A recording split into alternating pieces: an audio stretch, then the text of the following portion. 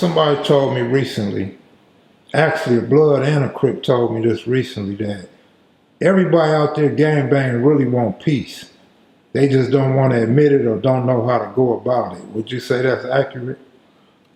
I can't say that's accurate, Kev, because I don't, because like I say, people still got ill feelings about people getting killed. Kev Mac video, you know, this is for sure.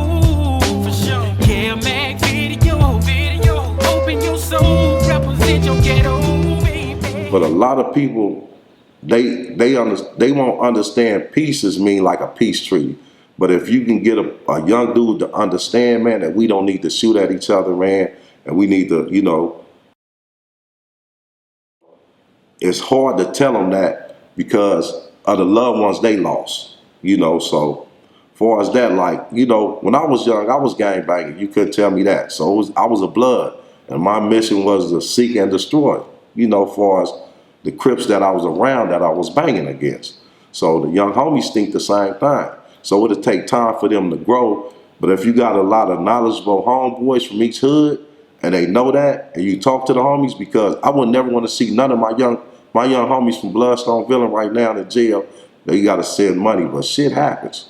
But like I tell homies, everybody should be able to police their own hood, man, and take care of their own at the end of the day.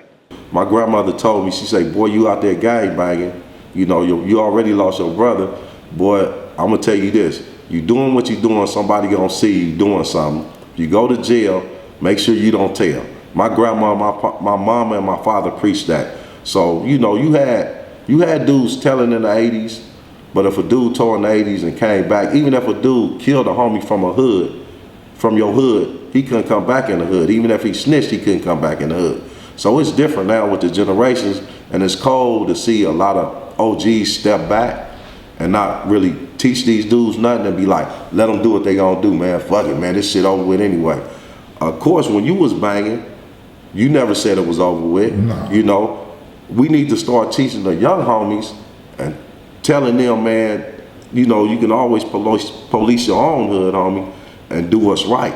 You know what I'm saying? You can always go get a job. If you want to bang, bang.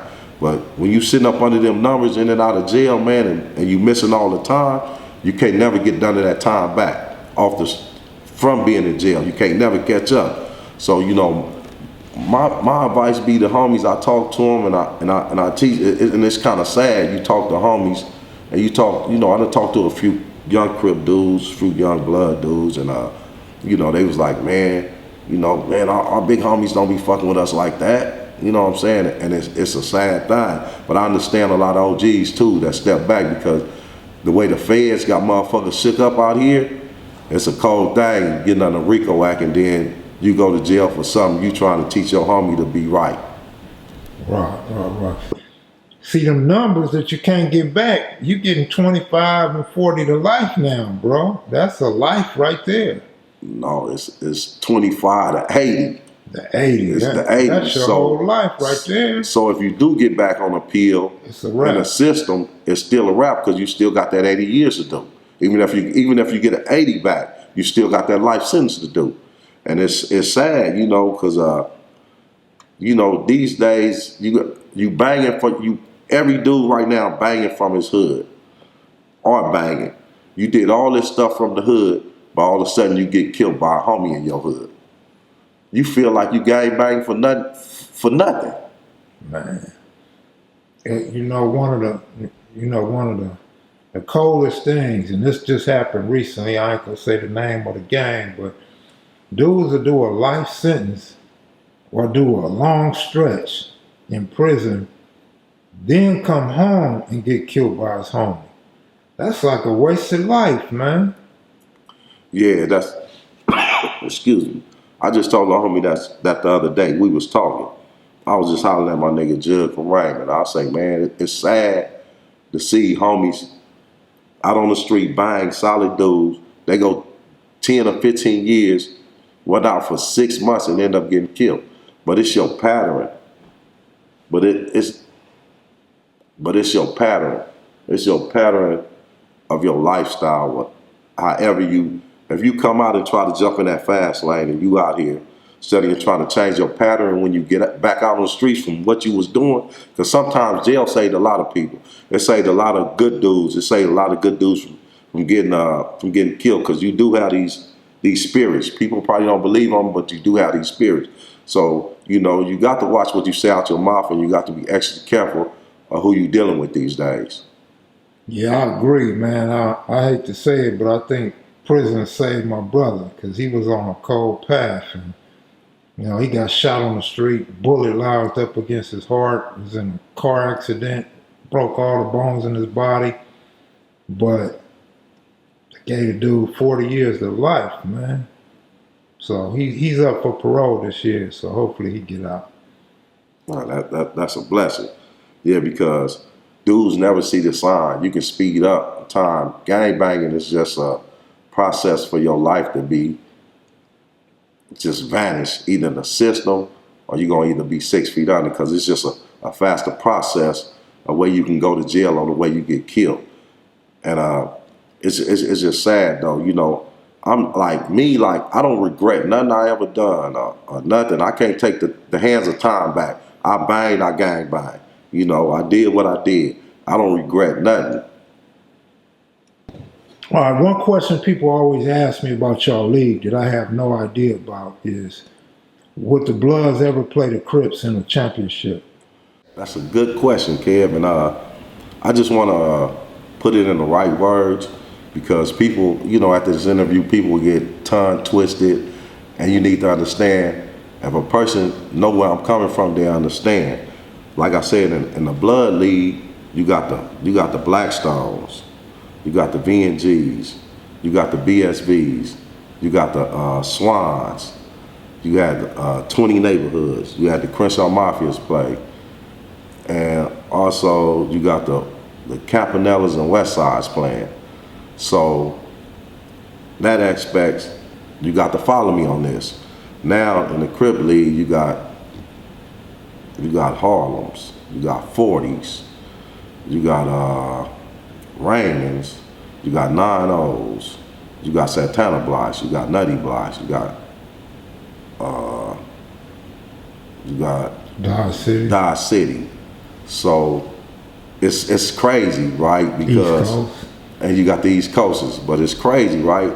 Now all these hoods that's playing in the softball league once upon a time used to war with each other.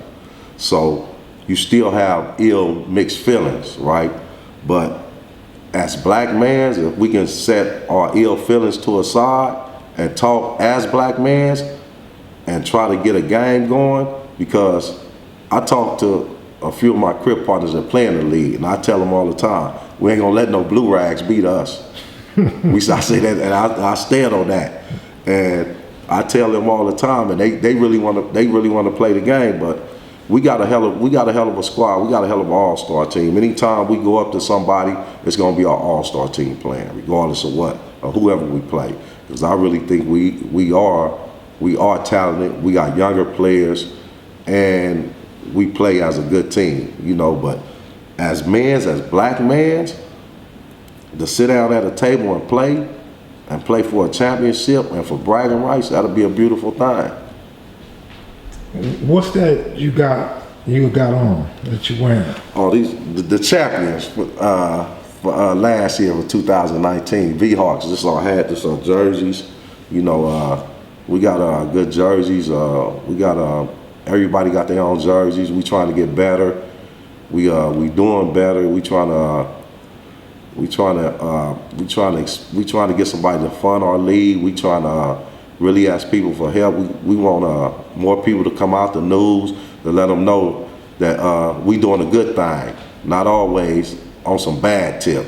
Like, okay, because we trying to get the youngsters involved, communities involved, and trying to let them know that we all ain't bad dudes at the end of the day.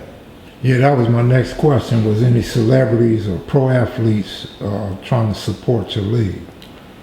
Oh yeah, we trying to do a podcast. We was on Spectrum. We trying to get them. They did an interview with us. We trying to get LA Time to come out and do an interview with us. We pushing forward. We trying to if we can get things together, man, as black men and you know, and be as human beings and combine with each other and try. My dream is to see a Los Angeles, South Central California Negro League as young men. That's my dream. That's a good dream. Look, something you said that raised my antennas. When you said could no blue rags beat y'all, and y'all competitive, and that's just us as black human beings, period. But everybody think their baseball team is the best. Would you agree? Yeah, everybody think that. I'm just saying, you know, for bragging rights, bragging rights gonna be like, bragging rights is gonna be like, it's like, man, we prepared to play. I know they got a damn good team. I done seen them play. They got some good players. I take my hats off to them. It's a good league they got going on. We also got a good league, but they got a lot of older players on their all-star team, a few youngsters, but we got a lot of youngsters. Okay. That young helps. It helps. Yeah, that young, that most definitely that young help. Especially running around the bases. Exactly. What else you want to talk about? Anything you had on your mind when you came? Probably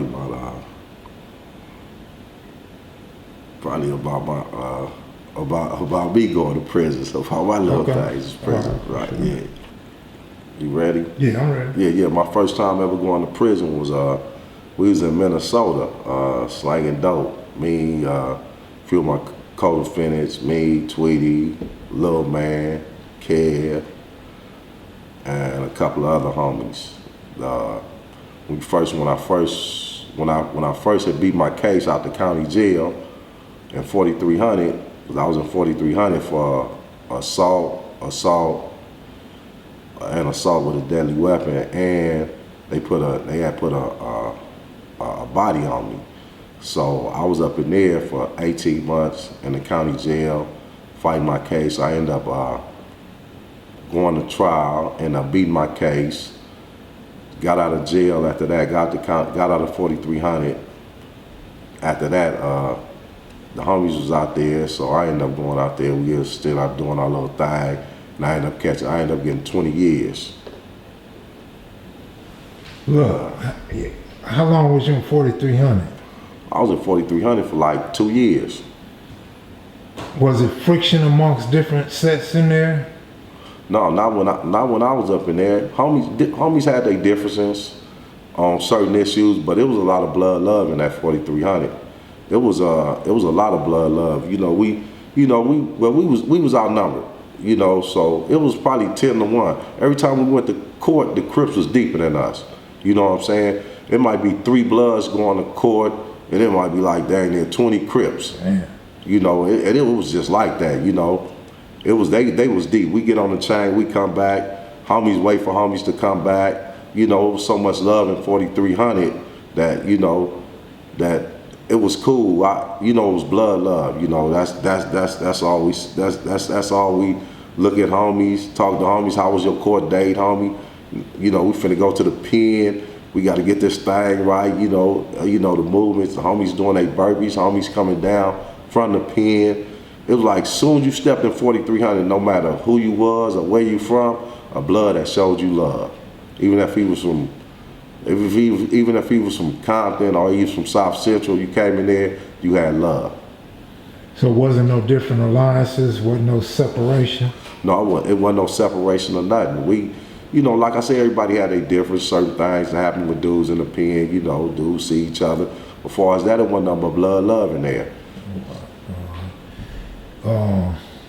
You walked off 20? No, I stayed in the law library, man, and I was like, damn, man, I gotta do 20 years, I just karma. I'ma just say karma is a bitch sometimes. Sometimes after all the bad things that I went through as a gang member, doing my thing, claiming Bloodstone Villain, pushing the hood Bloodstone Villain, and it was just kind of crazy, everything I did, it was Bloodstone Villain. Everything I slept on, it was Bloodstone Villain, period.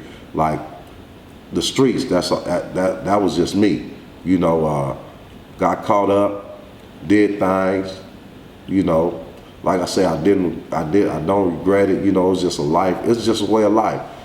I paid my taxes. I paid my debts to society. I had to pay my taxes. And dudes don't understand that. You know, karma is a motherfucker. It do really exist. And tell these brothers it do exist. Got out, got that 20 ball, and it was bad, man. But I stayed in that law library and knocked off about 10 years off my sentence. It took me 5 years to do it, but I did it. I was going to law library damn near every chance I had. I went. So a lot of dudes get all that time and don't go to law library and gotta stick it out. Well, a lot of dudes don't know about the law. Some dudes, it's just, I'm not gonna go to trial. When we went to trial, we didn't really have that much on us. We just had a dude saying stuff. So the feds, they can convict you from hearsay.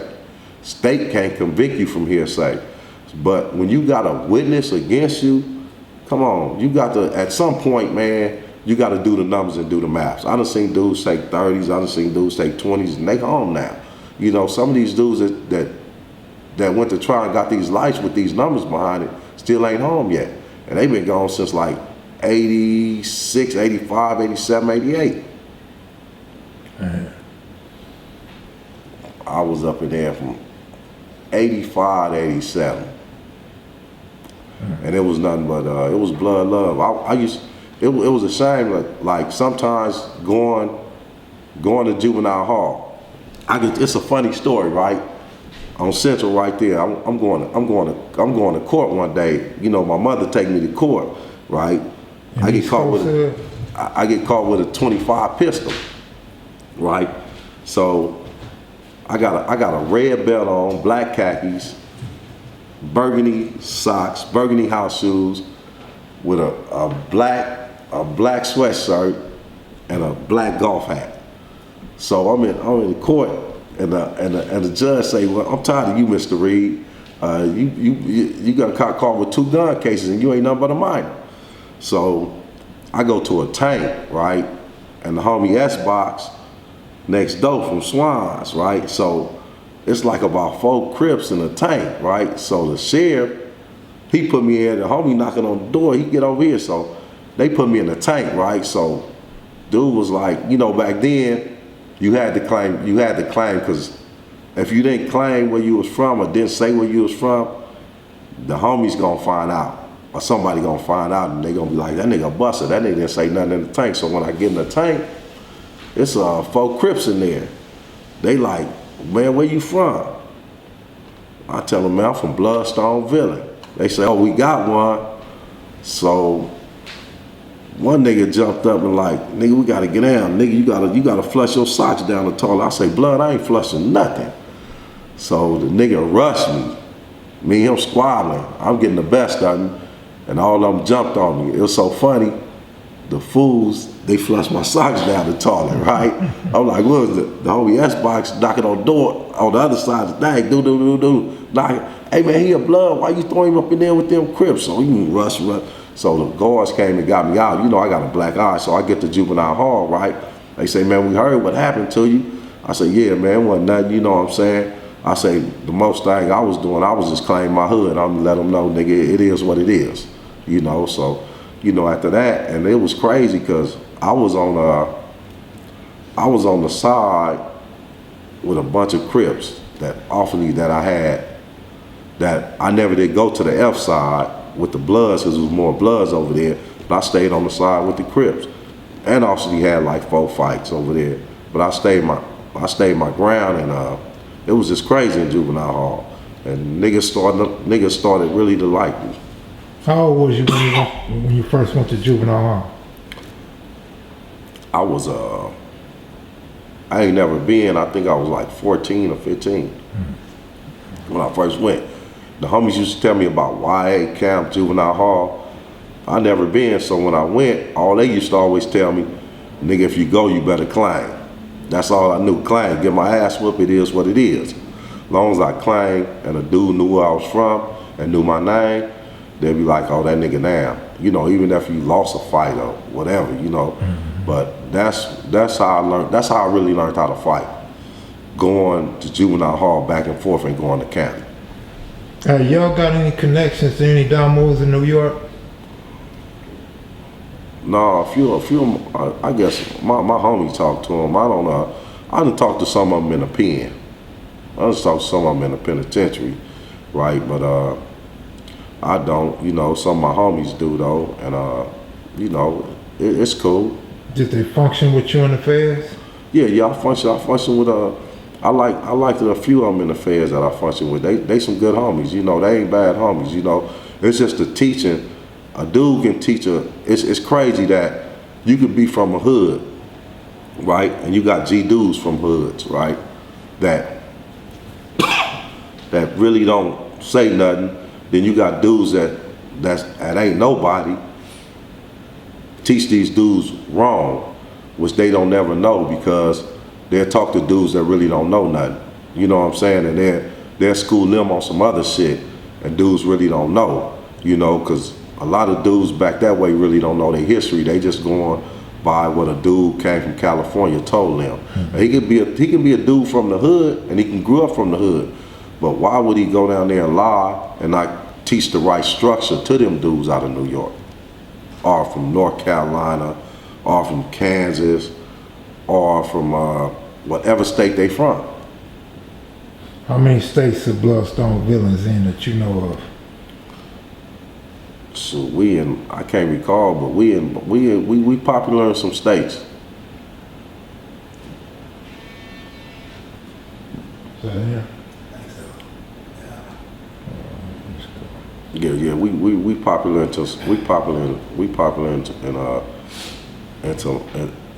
some states. We interviewed Big U recently. Did you get a chance to see that interview? Yeah, I saw that interview. I saw that interview, kid. Yeah, I saw it. The homie Baby Smack asked him. You Swanny Fly from Bloodstone Villains. Mm-hmm. Oh, is that right? Do you know this guy? Yeah, I know Swanny. Big U mentioned you. What you want to say in response to Big U? No, I wanted to tell the homie that when we was talking about that situation, we was on our way back from the mall. It was me, Crow, Crazy Kid, Lubo, Puppet, and it was another homie. It was basically 6 of us. Puppet threw up the V sign. They jumped on the bus and like said, FVNG. The homie say, nigga, we ain't from VNG, we from Bloodstone Villain. So if some more dudes coming across the street, they got on the bus. Crazy Kid was sitting on the left side. My homie Puppet, rest in peace, was sitting on the back window. Puppet was always striking up. And they got on the bus and we got into it with them and we got down with them. He can't say we took no losses because we never took no losses. I'm sorry. Because we was prepared. We was always prepared. You gotta remember we in the hood, man. We the drug dudes on and off that bus. We can't say you can't say he won, man. Swatty, you can't tell that lie, man. I ain't gonna let you tell that lie, Swatty. And we got down with them. Woo. So one of the dudes tried to hold the back of the bus. They had got on the front of the bus. We squabbled, did our little thing, right? Crazy Kid kept kicking the fool off the bus because the back door was the brakes back then. So when they had when Crazy Kid kicked the dude, he let the bus go. The bus took off though. But like I said, we got down, but it was a bunch of them on the bus. I remember the same incident they got on, but he had the numbers wrong. But it was 6 of us, and there was a few of them. You can get my nigga Swanny right here and tell you what happened. I don't even remember the incident, but I can tell you we ain't took no losses on no bus. Let me tell you. 2 niggas? No, you gotta be 20. It was quite a bunch of them, but there was more coming from across the street from Crenshaw and Slauson. All right. You good? Yeah, so I just want to tell you, he can't say he didn't lose that one. You know what I'm saying? He can't say that. That's my partner, but he can't say he didn't lose that. We got out, you know. My hood, you know, it's the Bloodstone Villains. We always held our own. That's just how it was. Was Big U there? Yeah, he was there. I think he was there. Crow say he was there, but I know it was some 6-0s on that bus, and we was on the bus. And you know, we got out. Shit, it was like, you know, my homie Puppet, you know, Crazy Kev, Puppet, me, Lubo, Crow, and there was one more homie on that bus. But it was 6 of us. We was coming from the Fox Hill Mall that day. I remember it clearly. What year was that? this year was probably wait, it was about probably 80. It was 80 something. I think before I went to probably like back then, dudes was just now starting to sell drugs, so it was between probably 83, 84, something like that probably. All right. Give me an outro. What outro? Yeah, anything positive or Well, you know, once again, back on Kev Mac video. Thank you, Kev Mac, for interviewing me one more time. I appreciate it, bro. And I just want the homies to stay positive, stay safe, stay safe. It's a summer coming up. This virus out here, man, we need to love each other more, brothers. And peace out. I'm up out of here. all right, good looking, bro. How do they contact you if they want to get in the Damu League? Oh, the homies know. They call me. They contact homies from everywhere. They just because we communicate with each other now. So we basically be based. So and then I'll be everywhere. You know. So we Just holler at basically you. communicate. Yeah, they can just holler at me. All right, good looking, bro. All right.